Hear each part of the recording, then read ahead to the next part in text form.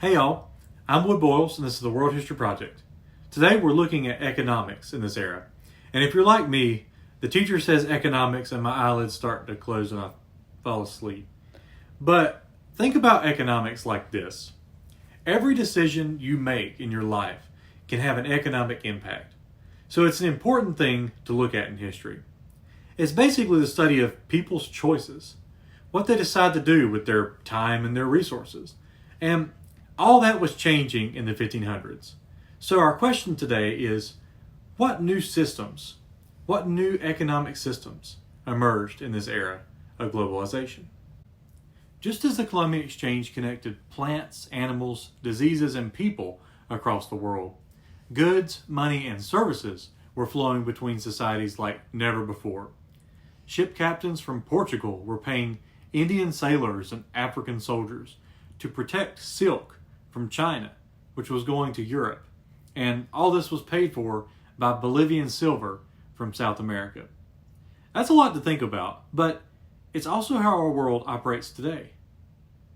But it was in this era that the first global trading networks were established.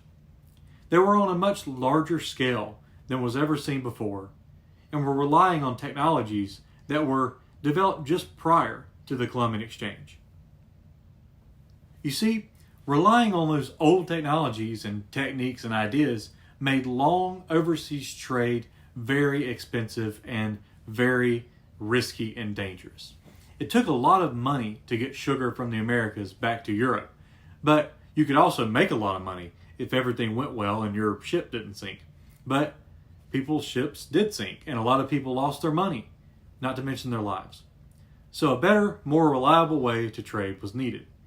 It turned out that people could pool their money together and invest it into one trade voyage.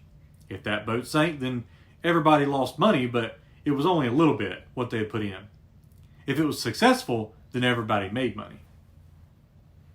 So this was the birth of the modern corporation. And the greatest part about it is that everyone shared the risk so that no one ended up completely bankrupt. This led to new banking techniques and eventually included kings and queens as they borrowed money and invested in these new trading companies themselves. The result was the first major global businesses. The most famous were the Dutch East India Company and the British East India Company.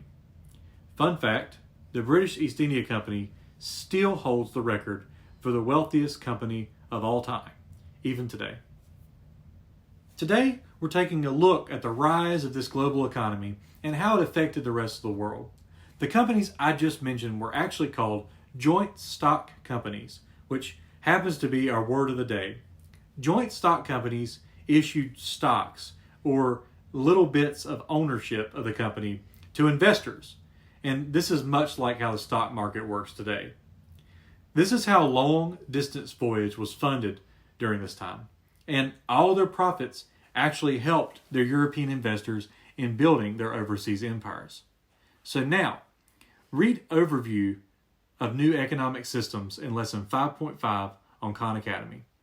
Think about how these economic systems encouraged long distance trade and how their effects can still be felt today. Once you've read the article, think about this for your historian's journal. How are businesses, primarily big businesses, positively contributing in the fight against COVID? During Era 5, large businesses began setting policy alongside governments. What large companies are out there today that might help influence policies?